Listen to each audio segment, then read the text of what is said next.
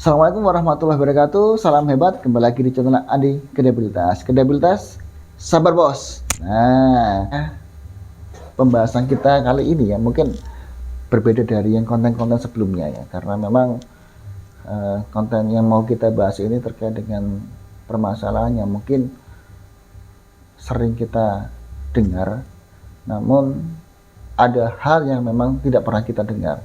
Nah, ini kesempatan kita untuk belajar bersama, sehingga nanti kita mengetahui bahwa oh ternyata seperti ini ya. Nah, pertama yang kita bahas adalah ini.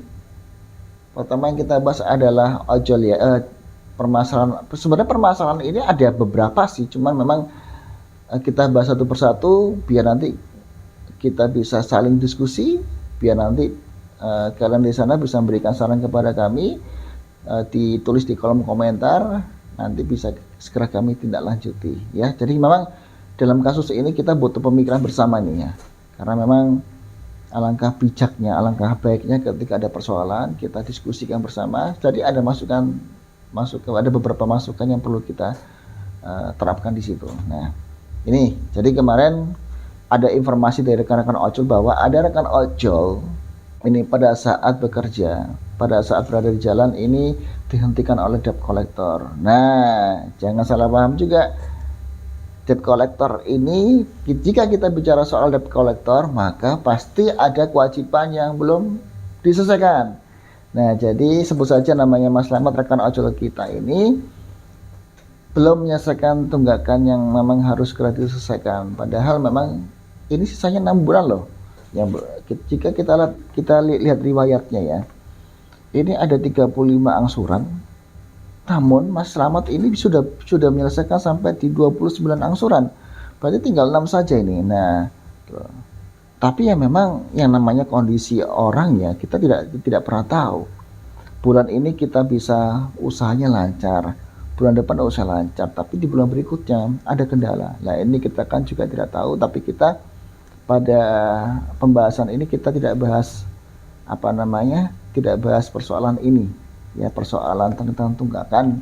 Yang kita bahas adalah soal sisi lainnya. Jadi memang yang hanya perlu diketahui saja, sekedar tahu saja bahwa kemarin beberapa hari kemarin ini Mas Slamet dihentikan oleh debt collector karena ada beberapa tunggakan yang belum diselesaikan, sehingga debt collector ini harus mengambil sepeda motor Mas Slamet. Namun jadi perdebatan di sana. Nah, kita tidak bahas perdebatannya, kita hanya bahas sisi lainnya saja nanti itu loh. Namun akibat dari pengambilan paksa oleh debt collector itu, maka akibatnya adalah Mas Slamet tidak bisa bekerja lagi. Nah, karena sepeda motor itu digunakan Mas Slamet sebagai sarana transportasi dia untuk bekerja sehari-hari. Yang kedua, digunakan dia untuk mengantar adiknya sekolah. Adiknya masih SMA kelas 10 gitu loh. Dan juga yang perlu ya ini yang perlu kita garis bawahi bahwa Mas Slamet ini menderita yang namanya thalassemia. Nah, apa sih thalassemia? Sebenarnya saya juga baru dengar di thalassemia dari kasus ini. Nah, coba kita sama-sama browsing thalassemia.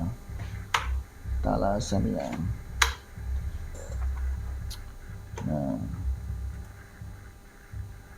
kita cek di Google ya, thalassemia. Lah, ini apa yang dimaksud dengan penyakit thalassemia? Thalassemia adalah penyakit keturunan atau kelainan genetik akibat kelainan sel darah merah yang dapat menyebabkan penderita harus melakukan transfusi darah sepanjang usianya. Penyakit tersebut bisa dicegah melalui deteksi dini. Nah, kemudian kita tahu lagi ini ada pembahasan apa penyebab dari penyakit thalassemia. Thalassemia disebabkan oleh mutasi pada DNA sel yang membuat hemoglobin. Molekul hemoglobin terbuat dari rantai alfa dan beta. Ketika terjadi mutasi, produksi rantai kedua rantai ini berkurang sehingga menghasilkan thalassemia alfa atau beta. Nah, apakah penyakit thalassemia itu berbahaya? Thalassemia perlu diwaspadai, terutama yang berat, karena dapat menyebabkan komplikasi berupa gagal jantung, pertumbuhan terhambat, gangguan hati, hingga kematian. Nah, jadi memang jika kita baca di Google ini, memang thalassemia itu bukan penyakit yang main-main, gitu loh. Karena memang harus transfusi darah. Lah, dari kasusnya Mas Slamet ini, bahwa Mas Slamet ini harus melakukan transfusi darah kurang lebih sebulan sekali, gitu loh, di Rumah Sakit Dr. Sutomo, atau biasanya kita sebut sih Karangmenjangan, tuh ya. Nah, yang disayangkan lagi bahwa Mas Slamet ini tidak sendirian. Jadi Mas Slamet ini juga punya adik yang sama-sama menderita thalassemia. Nah, jadi memang ini yang memang perlu kita pikir secara kemanusiaan. Nah, sedangkan kaitannya antara penyakit itu dengan transportasinya yang dimiliki oleh Mas Slamet ini sangat berkaitan. Karena apa? Karena yang perlu diketahui bahwa kebutuhan hidup Mas Slamet ini adalah dari ojol.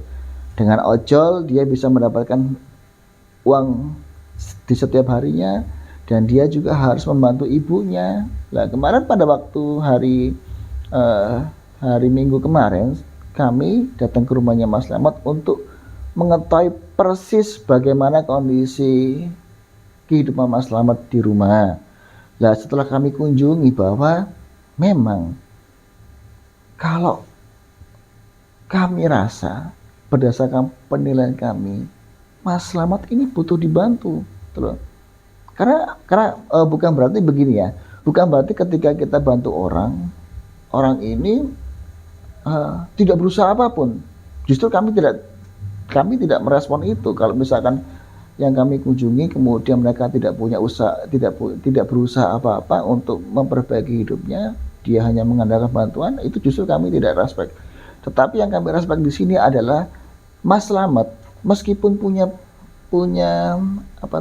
meskipun menderita thalassemia, penyakit yang jarang ditemui kita, ini beliau masih mau kerja. Nah, ini hebatnya beliau. Beliau juga masih memikirkan ibunya, beliau juga masih memikirkan saudaranya atau adiknya.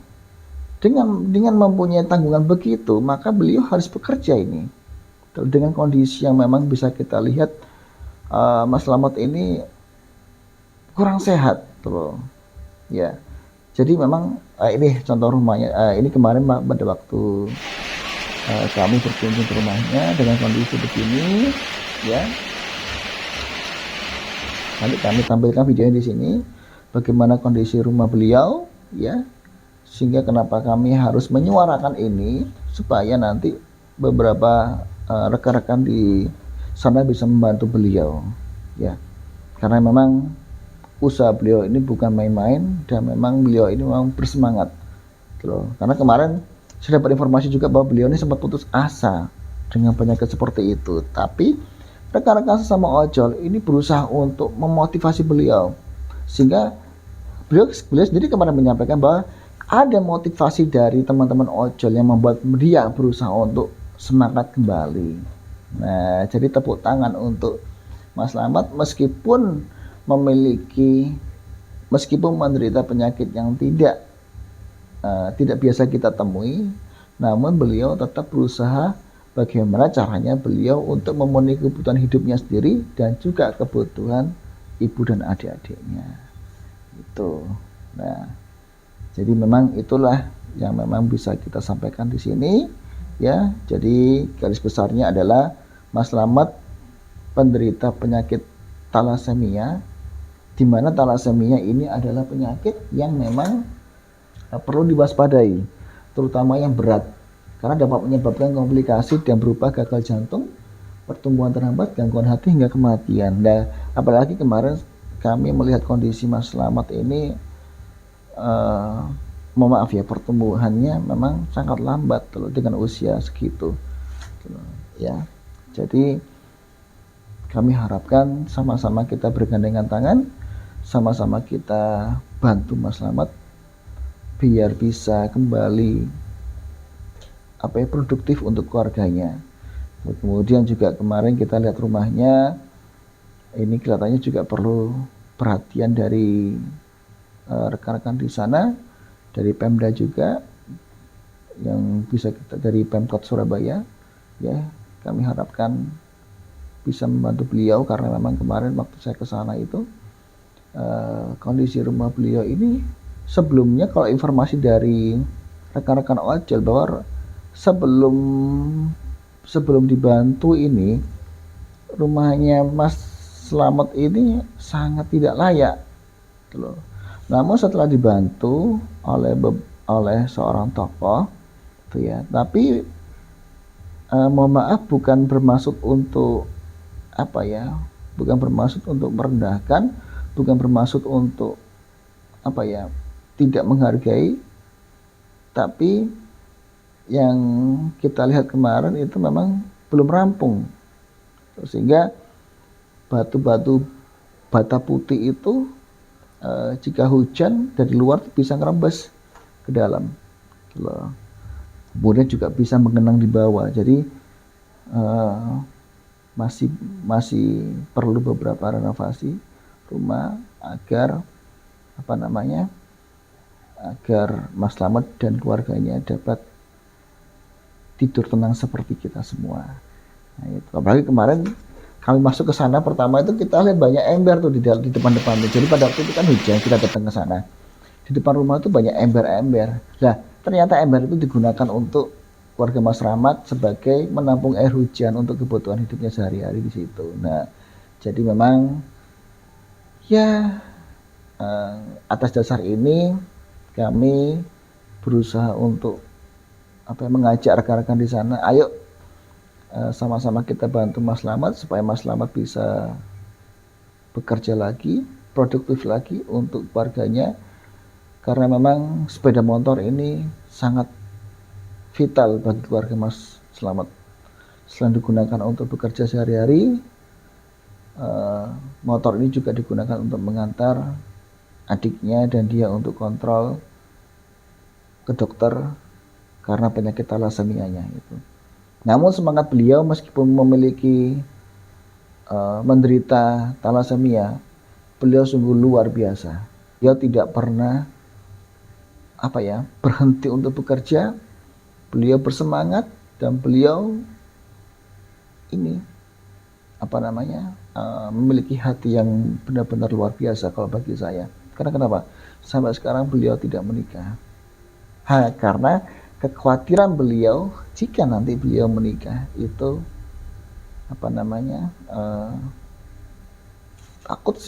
takut bahwa apa yang dia miliki, kekurangan dia nanti akan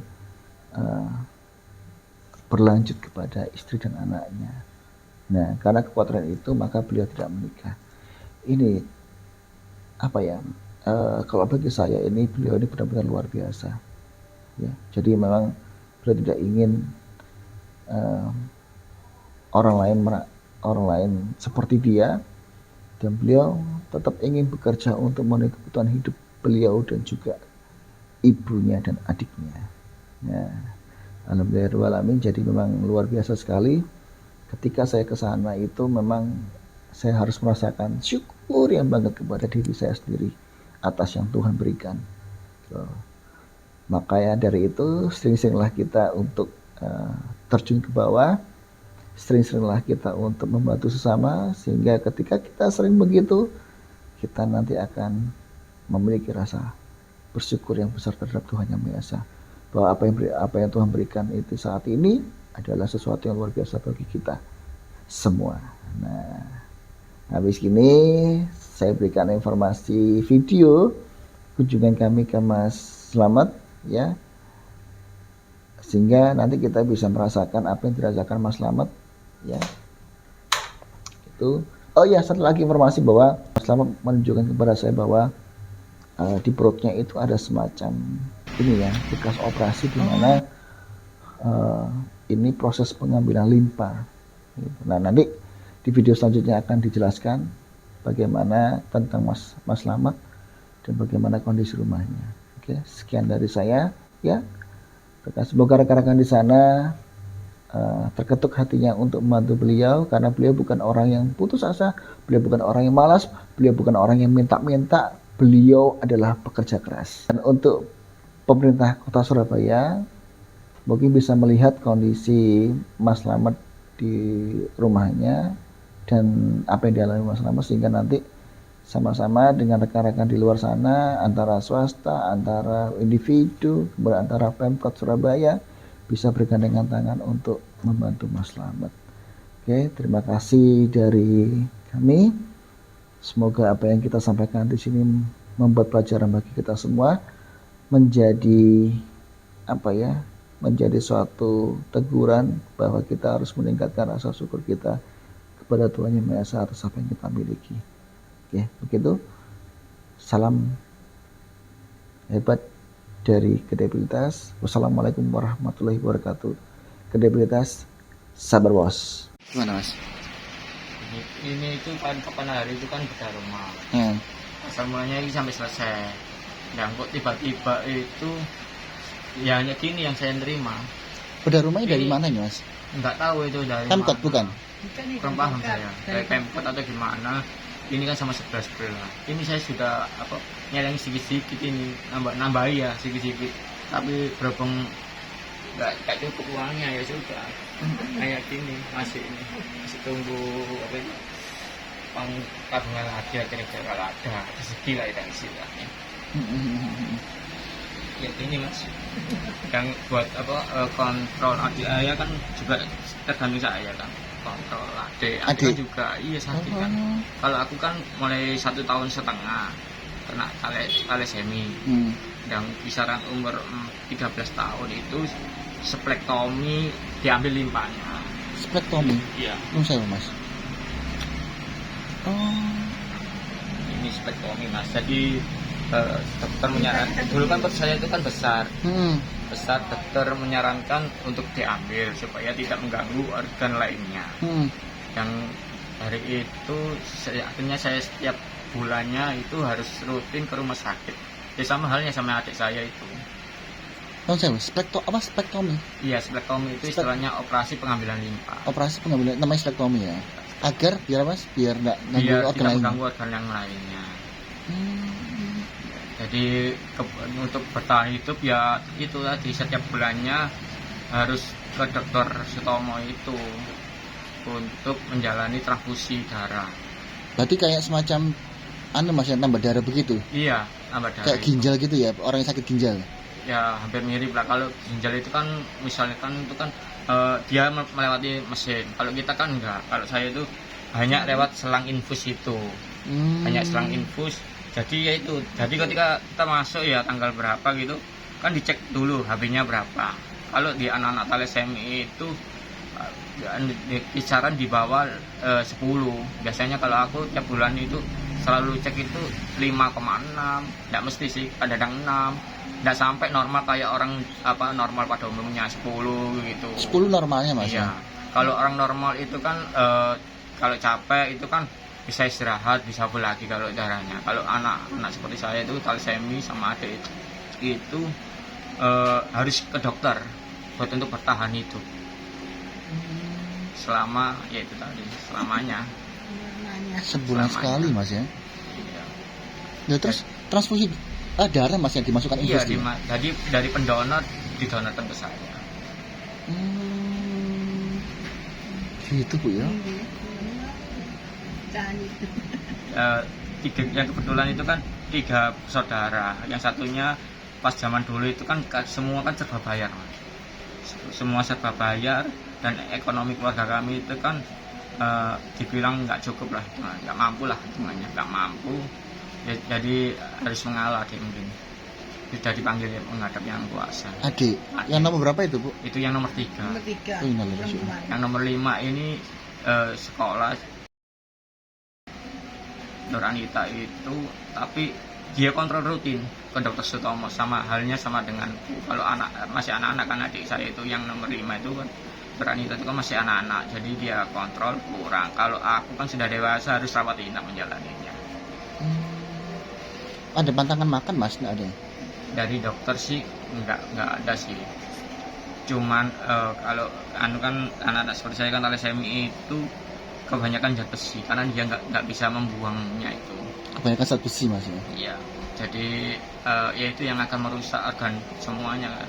mengganggu kayak apa kerusakan di organ apa itu dalam, kebanyakan darah depresi. Kalau orang normal kan ada yang buang, ada anu, kita enggak ya. Kalau aku kan sudah ambil limpahnya, sudah enggak ada yang nyaring. Iya, Mas. Di usia berapa Mas diambil limpa itu, Mas?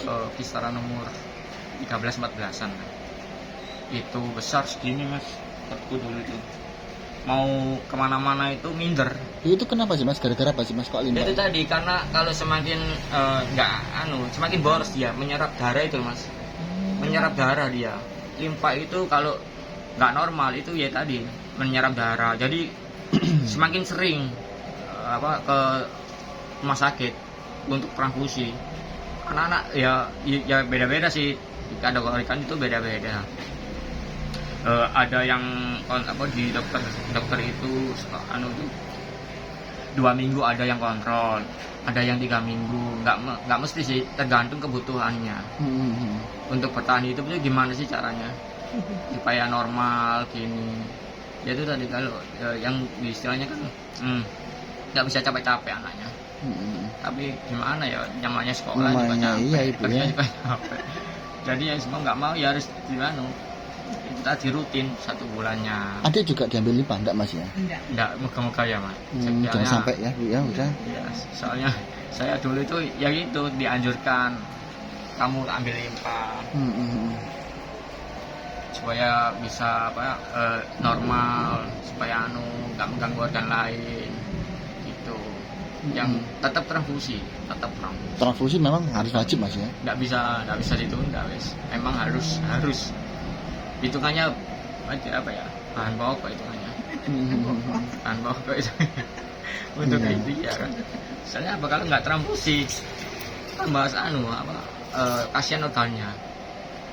Kalau orang normal itu kan bisa memproses dia. Kalau di tubuhku nggak bisa Mas. Thalassemia itu nggak bisa. Nggak bisa produksi sel darah merah. Darahnya. Dan nggak bisa. Meskipun makan apapun nggak bisa dia. Vitamin kayak itu pendapat darah? Nggak bisa. Itu sama. Hanya transfusi yang bisa menyelamatkan. Hanya transfusi yang bisa menyelamatkan. Ya anak-anak seperti saya, adik itu, masuk teman-teman thalassemia. Dan itu memang mesti anak ganjil ya Bu ya? 1, 3, 5, nggak mesti mah. Ada yang 1 sampai 3 itu kena, nggak mesti. Ada yang sampai 5 juga kena. Berarti Jadi tapi tidak bisa dirumuskan ganjil atau genap, nggak bisa. nggak bisa Mas ya? Nggak bisa. Dokter masih cari tahu ya nggak ada, bisa ya merumuskan seperti ganjil genap. Ini anak pertama atau kelima, nggak ada, nggak bisa. Karena 1 sampai 3 ada yang kena. Iya Mas. Ya itu sih Mas, memang kemarin itu yang disampaikan Om John itu kan terkait dengan motornya panjenengan. Mau kita ambil barang itu, potong saya, dipotong di tengah jalan Di jalan mana? di makam peneliti situ. Makam Penele ya? Iya, dipotong saya, potong. Ya sesuai dia itu, dipotong, disuruh tangan, dia nggak mau. Terus dia maksa-maksa gitu, kan aku pas itu saat itu kan bingung dari itu. Ya itu buat memenuhi itu adik sekolah. Biasanya kan sepeda itu kan tak buat antar adik sekolah, terus buat adik kontrol, pulang, jemput gitu. Jadi ya istilahnya buat riwari lah. Jadi Iya, kaki. buat kakinya kita jalan Ibu, iya. Kalau nggak ada motor ya susah Ibu. Mas sampai situ aja panjangnya Mas. Ya ini, kayak gini. Ini aja loh masih nambah saya. Uang sendiri, pada uang ada. Loh ini lah. Punya uang ya benar kan, punya uang ya. Ini sebagian Mas, batu bata ini. Iya kan katanya dulu pertama itu yang pemborong pertama bilangnya full sama kamar mandi. Ternyata pemborong kedua enggak, separuh Mas. Ini loh putih aja yang dapat tekelnya Mas. Ini aku leles ini. Ini leles ini, swear ini leles ini. Jadi kayak aku lewat kemana ada keramik dibuang tak ambilin. Warna-warni di situ ya warna-warni. gimana ini loh, yang putih ini dapat dari mereka, yang putih aja. Yang piajang. Yang pinggir-pinggir itu leles ini leles. Ya kayak sisa bangunan dibuang dipaksa sama tak ambil.